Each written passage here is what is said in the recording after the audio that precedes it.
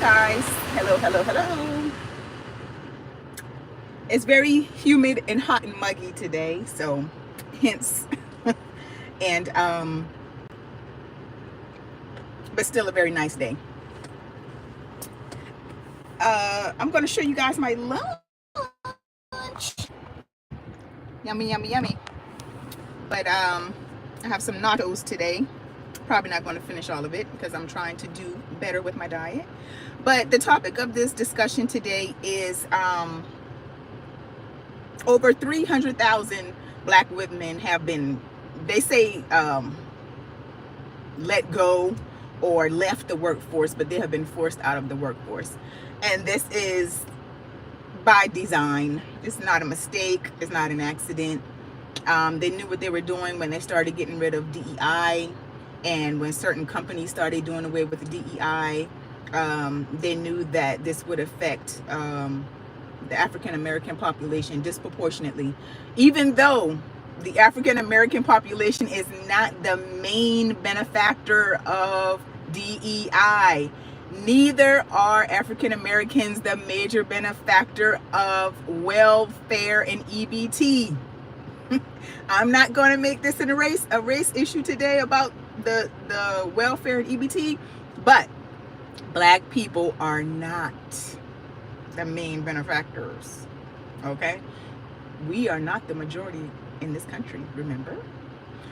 But with that being said, it was definitely, it's not an accident, it's not a coincidence, it's not, something just happenstance. They knew that this would all be a fallout of getting rid of the DEI programs. And I'm also going to say that, black women have been the major or the main group of becoming more educated or going on to a higher learning, also in starting businesses as well.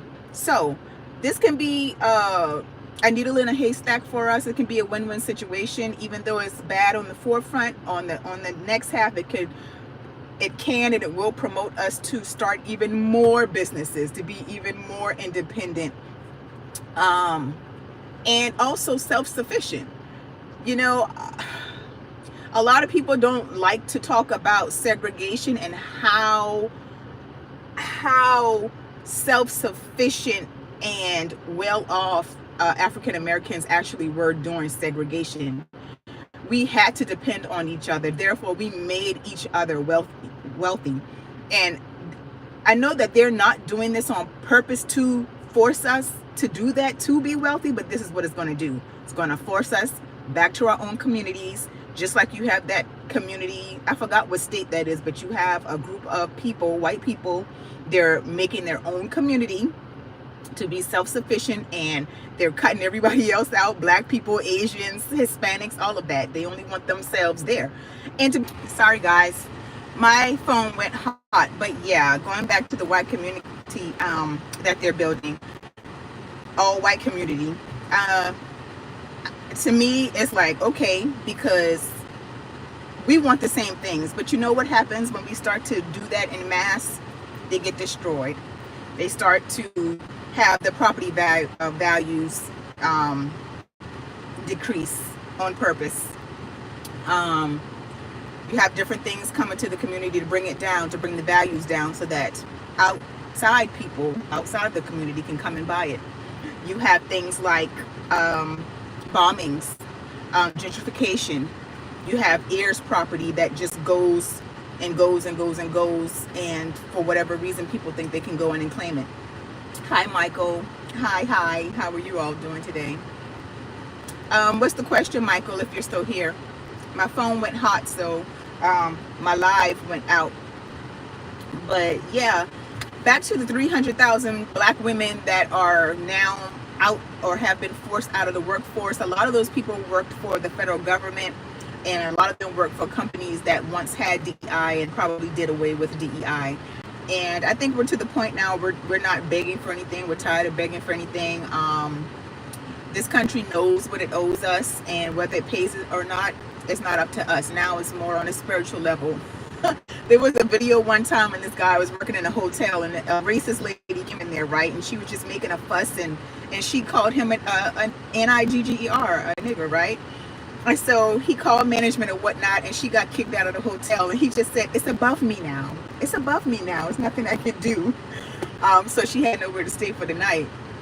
And that's how we feel. It's above us now. It's not anything we're physically going to do. They've made it very clear that we're the minority. So this fight is going to be a spiritual fight. We are going to get what is due to us on the spiritual level, and we all need to be looking for that and look out for that, because that's how it's coming. That is how it's coming. But I also saw a post about this, kind of, sort of, but it had more to do with EBT. And for some reason, you know, black women are already the fourth on down in the totem pole, right? You have white men, then you have white women, then you have black men, then you have black women, you know.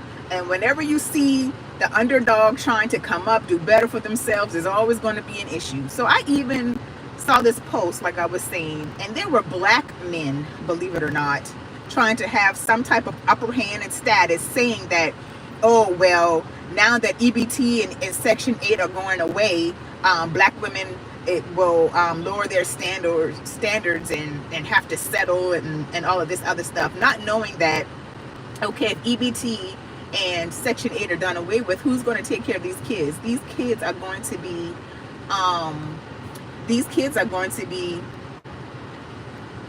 out of luck, because if these parents are already on Section 8 and EBT, right, that means that the fathers are either absent, missing, or they're not providing for these kids. So these children are going to be lacking, and that's what we need to be focused on. I think people are so focused on hurting black women and bringing black women down a notch and bringing them down a peg and making them think less of themselves, that they're not thinking about the big picture. And the same thing that goes with the black women being out of the workforce and losing their jobs and things of that nature. You know, what's going to happen to their homes if they're homeowners? What's going to happen with their children? What's going to happen with their taking care of their other responsibilities? And it's going to be a domino effect. But if you have a whole lot of these households being led by black women, all right, and it's a fact, and people know that, how is this something to gloat about, that black women are losing their jobs?